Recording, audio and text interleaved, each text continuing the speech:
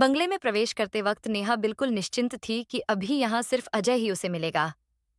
अजय अपने बेडरूम में लैपटॉप पर ऑफिस का काम कर रहा था। उसकी पीठ दरवाजे की तरफ थी।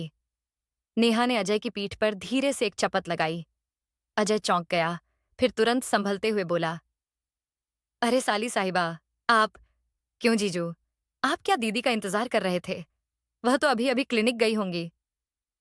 अरे नहीं नहीं, मैं तो तुम्हें ही याद कर रहा था। ऐसा है तो एक अच्छी सी सेल्फी लेती हूँ। आपकी शादी के 5 साल हो गए, इकलौती साली के साथ आपकी एक भी सेल्फी नहीं। नेहा ने शिकायत की। कैसे हो सेल्फी? तुम तो इन 5 सालों में दूध मुंही बच्ची थी, कहाँ फटक थी मेरे पास।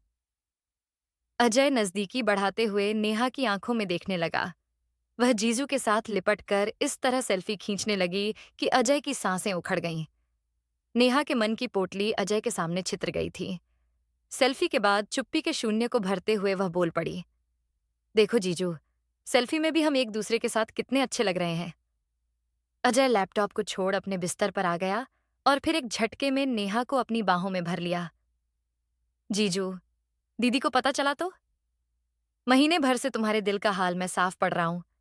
अब भूल जाओ दीदी को। घरवाली को वश में रखना मुझे बखूबी आता है। नेहा अब तक अजय से लगभग लिपट चुकी थी। 22 साल की लड़की ने 34 साल के अजय के पुरुष को वशीभूत कर लिया। नेहा का मन कुछ बेचैन हो उठा। बोली, जीजू, क्या मुझसे गलती हो गई? हमारी परंपरा है कि पत्नियां अपने पतियों को सदा खुश रखें। अब खुश मैं कैसे होता हूं, ये जानने की कोई जरूरत ही नहीं। ज्यादा मत सोचो, तुम कॉलेज की पढ़ाई खत्म कर लो, फिर अपने विभाग में लगवा दूंगा। 11 बजने को है, मुझे भी ऑफिस के लिए निकलना है। नेहा के लिए नौकरी की बात भी एक बड़ा लालच थी, जिसे वह अनदेखा नहीं कर पाई। तो नेहा और अजय ने अपनी सुविधा अनुसार अपना दर्शन बनाकर रिश्ते के विश्वास को दरकिनार कर दिया। उनकी रंगरलियां बिना किसी रोक टोक के चल रही थीं। आज से 5 साल पहले उस दिन दोपहर 3 बजे के करीब 23 साल की प्रिया वाहन के इंतजार में यूनिवर्सिटी के बाहर खड़ी थी। अचानक सामने से बाइक पर बैठा विक्रम आता दिखा। प्रिया को देखकर वह रुक गया। अरे विक्रम, 2 साल से कहाँ थे? एमकॉम और बैंक परीक्षाओं की तैयारी कर रहा था। तुम बताओ। चलो चलो, गांधी मैदान चलते हैं।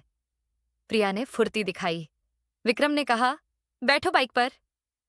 बिना किसी औपचारिकता के वह पीछे बैठ तो गई, लेकिन यहाँ लोगों के पास बातें बनाने के लिए ऐसे मसाले मिल जाएं तो उनके पास वक्त की कमी नहीं रहती। खैर, इस मुलाकात को वह जाया नहीं करना चाहती थी। पटना के प्रसिद्ध गोल घर के पास ही गांधी मैदान लोगों की बातों के लिए अच्छा खुला इलाका है। दोनों ने पर्यटकों के लिए बने बेंच पर अपना आसन जमाया। शाम होने में वक्त था। लोग ना के बराबर थे। और सुनाओ, पहले की तरह ही शर्मीले? विक्रम ने मंद मंद मुस्कुराते हुए पूछा। साइकोलॉजी में मास्टर्स पूरा हुआ, 80 पर है। और तुम्हारा?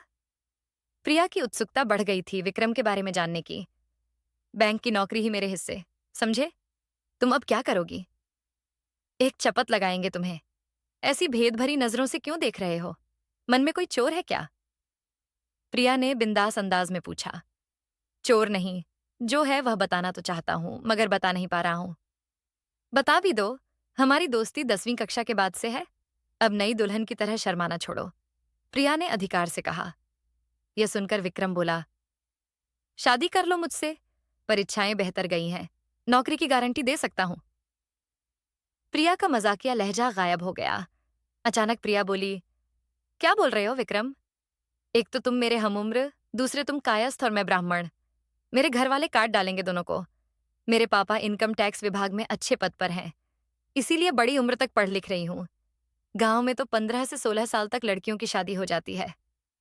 फिर अभी मेरा इरादा क्लिनिक खोलने का है। ये सब कहकर मैं पापा को गुस्सा नहीं दिलवा सकती। विक्रम कमजोर और दुखी महसूस करने लगा था। उसने अनुनय के स्वर में कहा, सच कह दो प्रिया, मैं तुम्हें कभी पसंद नहीं था। प्रिया अपने दिल के हर एक कोने में फैली छोटी छोटी जुगनुओं की रोशनी को अनदेखा कर रही थी। उसके करीब जाकर उसके हाथों को अपने हाथों में लेकर कहा, तुम मेरे लिए क्या हो, इतनी जल्दबाजी में मैं बता नहीं सकती, मगर शादी पसंद करने से हो नहीं सकती। सच कहूं तो दोस्त पति नहीं बन सकता। उसका रोब हो तो वह इज्जत देने के काबिल बनता है। उसे समर्पण किया जा सकता है। कुछ बातें व्यावहारिक होती हैं। काश तुम मुझे समझ पाते। निराश विक्रम की आंखें छलछला आईं। विक्रम, हमारे घर वालों और गांव वालों की जातिवादी कट्टरता को तुम नहीं जानते। मैं तुम्हें उनसे दूर ही रखना चाहती हूँ। और तब से वह फोन नंबर के रूप में प्रिया के मोबाइल की कॉन्टैक्ट लिस्ट में बस सेव होकर रह गया। अजय इनकम टैक्स विभाग में प्रिया के पापा से ऊंचे पद पर आसीन था। प्रिया के पापा को ऐसा दामाद हीरो में कोहिनूर लगा था। रूप का धनी, हंसमुख, उच्च शिक्षिता प्रिया रोबदार अफसर के बंगले में राजलक्ष्मी सी रौनक लेकर बसने आ गई। साल भर उन दोनों के बीच आकर्षण का जादू चलता रहा, मगर प्रिया के इज्जतदार, रोबदार पति के आकर्षण का सच धीरे धीरे सामने आने लगा। प्रिया अब काउंसलिंग के लिए अपना क्लिनिक खोलना चाहती थी। उसने पति के अकाउंट में जमा पिता के दिए 15 लाख कैश में से 2 लाख मांगे। अजय सुनता रहा। रात को उसने सोते वक्त भी यही दोहराया जो अजय का जवाब था। जब तक बच्चे नहीं हो जाते, तुम कुछ भी नहीं करोगी, मगर मेरे लिए यह बहुत जरूरी है। ज्यादा बातें मत बनाओ। प्रिया व्याकुल हो गई। बोली, ये क्या? कि अजय के एक झन्नाटेदार थप्पड़ ने उसके होश उड़ा दिए और यहां चढ़ गईं। अजय बोला, सीधी बात समझ नहीं आती? अपनी जानकारी में या अपनी बिरादरी में अब तक ऐसे ही स्त्रियों को वह देखता आया था जो पति के दुर्व्यवहार को हंसकर टाल जाया करती थीं। मिट्टी कितनी ही एक जैसी हो, मूर्तियां तो अलग अलग होती ही हैं। प्रिया भी अजय की उम्मीद से परे थी। वह न तो उठी और न ही चाय बनाई। अजय भी अजय था। वह रसोई से चाय के खाली कप उठा लाया और बेडरूम की जमीन पर पटक दिया। उसे बालों से पकड़कर खींचा और चीखा, बाप का राज समझती हो क्या? औरत होकर मर्द पर गुस्सा दिखाती हो? माँ बाप ने पति की इज्जत करना नहीं सिखाया? मुंह उठाकर चली आई। और बस तब से हर दिन रोबदार, इज्जतदार पति के प्रति समर्पण का कोहरा छटता गया। उसकी लगभग प्रतिदिन ऐसे इज्जतदार पति से मुलाकात होती जो उसका गर्व नहीं, बल्कि खुद में अहंकार का विस्फोट था। उसे पास में बैठाकर कभी उसकी मनुहार करता, बल्कि अपराधी की तरह प्रिया को सामने खड़ा कर उसे फटकारता। एक दिन अचानक उसके पिता की मृत्यु की सूचना आई। प्रिया खबर मिलते ही मां के पास चली गई, लेकिन अजय तो श्राद्ध के दिन अपना चेहरा दिखाने पहुंचा। विक्रम बैंक में मैनेजर था। सूट बूट में उसकी रौनक देखते ही बनती थी।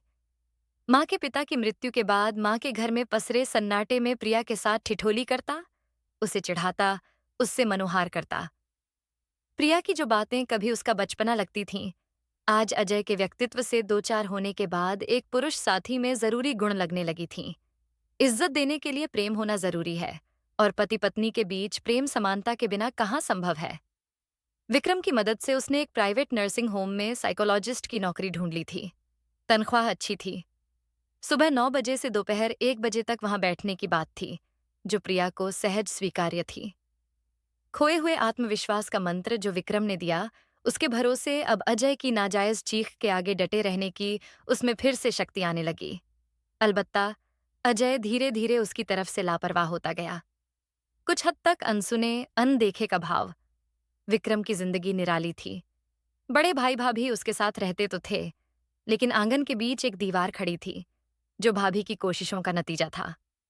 प्रिया के प्रति लगाव और भाभी का व्यवहार, कुल मिलाकर उसने शादी के ख्याल को परे ही कर रखा था। एक तरफ के 2 मंजिल मकान में विक्रम ऊपर और नीचे उसके मम्मी पापा रहते थे। माता पिता की उम्र अधिक थी और ज्यादातर वे काम वाली के भरोसे रहते। विक्रम उनका बराबर ख्याल रखता। छुट्टी के दिन उन्हें घुमाने भी ले जाता। वापस आकर प्रिया अजय के गुस्से को और झेल पाने में खुद को लाचार पा रही थी। कुछ मन लगे, कुछ ध्यान बटे, इसीलिए नेहा को वह अपने पास बुलाने लगी थी। यूं तो गुजर गया। आज प्रिया की तबीयत ठीक नहीं थी।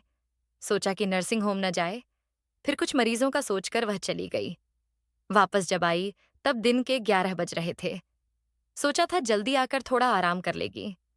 सीढ़ियों से दूसरी मंजिल पर आते आते उसने कई ऐसी आवाजें सुनी जिनसे पूरा विश्वास हिल गया। आंखें पत्थर आ गईं। बेडरूम से आती आवाजें साफ होती गईं, जो सीने में 100-100 हथौड़ों के बराबर थीं। नेहा की आवाज आ रही थी, जीजू, अब बस, और नहीं। प्रिया की अनुभवी आंखें अंदर का सारा दृश्य देख रही थीं। जीजू, दीदी आ जाएंगी, छोड़ो, अब और नहीं। अभी देर है, वैसे आ भी जाएंगी तो क्या? मैं परवाह नहीं करता। प्रिया दूसरे कमरे तक इसी तरह खुद को ढकेलते हुए ले गई और बिस्तर पर फेंक दिया अपने आप को गहरा से भर गई। वह अपने जीवन के प्रति एक पत्नी होने का उसे इतना दुखद सिला क्यों मिल रहा है? अजय बदमिजाज था, पत्नी को पैरों की जूती समझता था, परंपरावादी सोच को शास्त्र वाक्य मानकर पत्नी को अपने से नीच जीव समझता था। सहने की भी हद होती है और इस हद की रेखा प्रिया को ही खींचनी थी। रात को सोते वक्त प्रिया की सपनों से लबरेज आंखें अफसोस के आंसुओं से दोहरी हो गईं। अजय उसे देखते ही मशीन की तरह अपने शिकंजे में कसने लगा। वह परे हटकर चीखी, आपने मेरे साथ इतना बड़ा धोखा क्यों किया? ढीठ की तरह अजय ने जवाब दिया, मुझ पर उंगली उठाने का तुम्हें कोई हक नहीं। पहले मेरा वंश बढ़ाओ, फिर सवाल करना, समझे? यही एक नस्तर था जो प्रिया को हर आड़े वक्त पर चुप करता।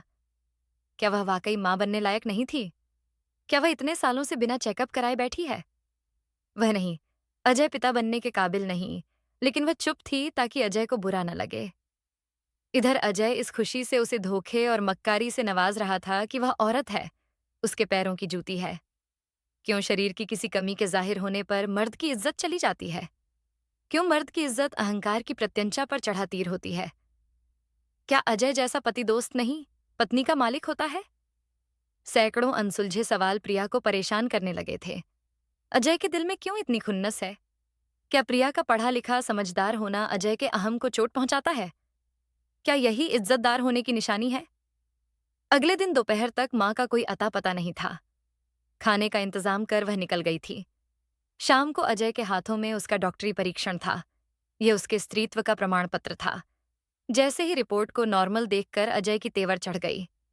रिपोर्ट को टेबल पर फेंककर उसने कहा, यह अपनी किसी पहचान वाली से करवा लाई हो। आपस की मिलीभगत होगी। आपने खुद की जांच कर ली है या नहीं? कुछ नहीं तो कम से कम मेरी बहन के साथ मेरे पीछे गलत रिश्ता तो न बनाते।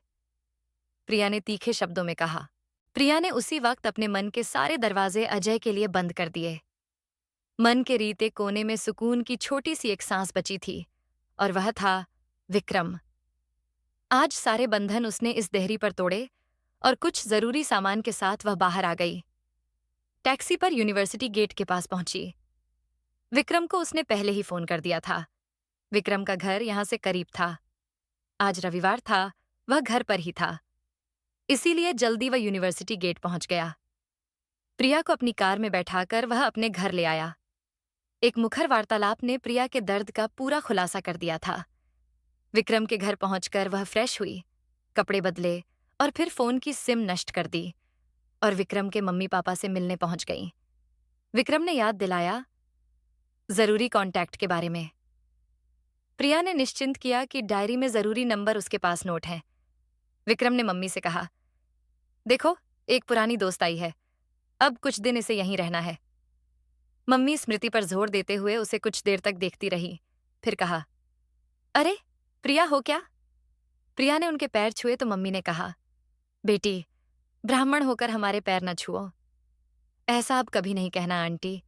मैंने जाति के अहंकार का चाबुक पोर पोर में सहा है। जिंदगी और रिश्ते दंभ से नहीं, सरलता और प्रेम से चलते हैं।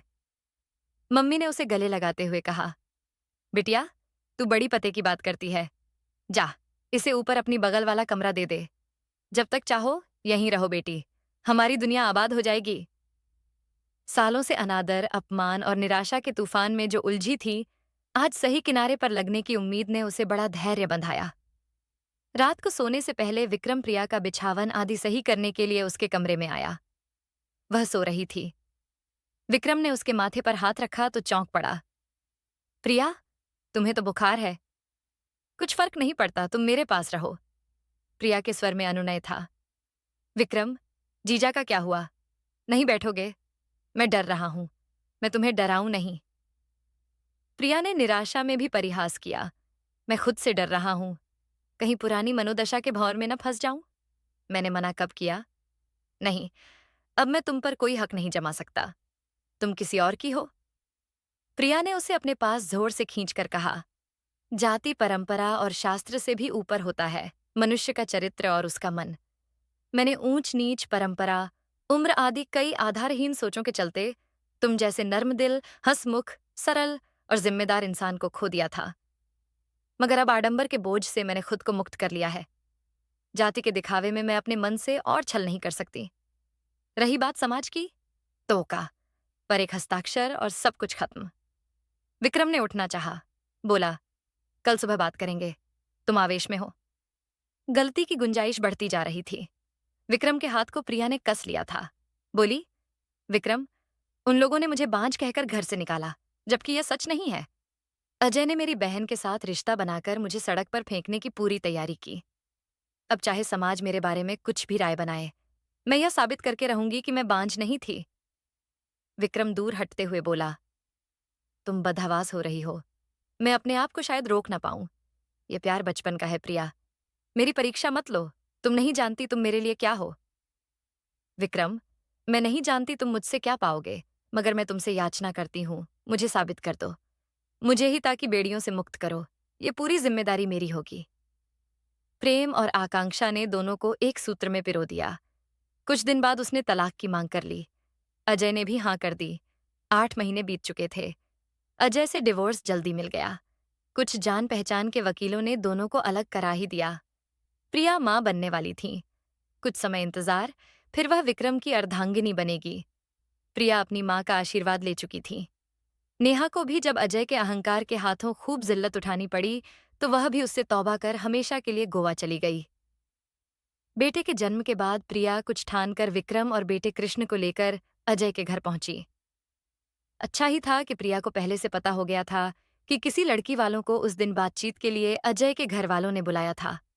बैठक में उन तीनों को अचानक देखकर सब चौंक गए। अजय ने तीव्र क्रोध में कहा, तुम यहां क्यों आई हो? कुछ बातें बाकी रह गई थीं। उन्हें कहे बिना हिसाब का गणित मिल ही नहीं रहा था। प्रिया शांत और दृढ़ थी। उसने धीरे धीरे कहा, अजय। अपना नाम उसके मुंह से सुनकर अजय अवाक रह गया था। प्रिया ने कहा, तुम क्या हो अजय? अहंकार में सन्ना एक धोखेबाज व्यक्ति। अफसर की कुर्सी एक पल में छिन जाए तो रह जाएगा क्या? एक दुखद चिंता देना इतना भी आसान नहीं। अजय और पत्नी तो सुख दुख के सहचर होते हैं। कामना के बीज से प्रेम का संचार रचने वाली उसे क्या छोटे बड़े के जाल में उलझते हो? पति का नाम लेना पाप है। इस सोच से अब निकल जाओ। आगे की राह तुम्हारी सरल नहीं होगी। अजय के अहंकार और आडंबर ने कभी प्रिया को जानने का मौका ही नहीं दिया। वह हैरान था। प्रिया ने लड़की वालों की ओर देखते हुए कहा, आप एक बहन को इसके हवाले करने से पहले सोचिए जरूर। आज मेरी गोद में मेरा बच्चा है, जबकि मैं इस घर में बांझ होने के कलंक से दूषित कर धोखे का शिकार हुई और अपमानित कर निकाली गई। फिर आपकी बेटी की बारी है। यह मर्द होने के अहंकार से इतना त्रस्त है कि अपनी कमी को कभी स्वीकारी नहीं और पत्नी पर दोष मढ़कर स्वयं को तृप्त महसूस करेगा। अज अजय क्रोध में तमतमाया। पहले की तरह प्रिया की ओर हाथ उठाने को दौड़ा। तुरंत विक्रम ने सख्त हाथों से उसे रोक लिया। अजय तड़प रहा था। बोला, खुद के चरित्र का ठिकाना नहीं। विक्रम तुरंत उसकी बात को पकड़ते हुए बोल पड़ा, विक्रम प्रसाद उसका ठिकाना है। वह मैं, मेरे घर की लक्ष्मी है, मेरे मन का हार है। हमने रजिस्टर्ड मैरिज के लिए कोर्ट में अर्जी डाल दी है। कुछ दिनों में ये मेरे सिर का ताज बन जाएगी। गलती से भी अब कभी प्रिया के बारे में गलत बातें ना कहना। नए बनने वाले रिश्तेदार अजय के घर से मौका पाते ही खिसक गए। प्रिया पूर्ण संतुष्ट हो गई थी।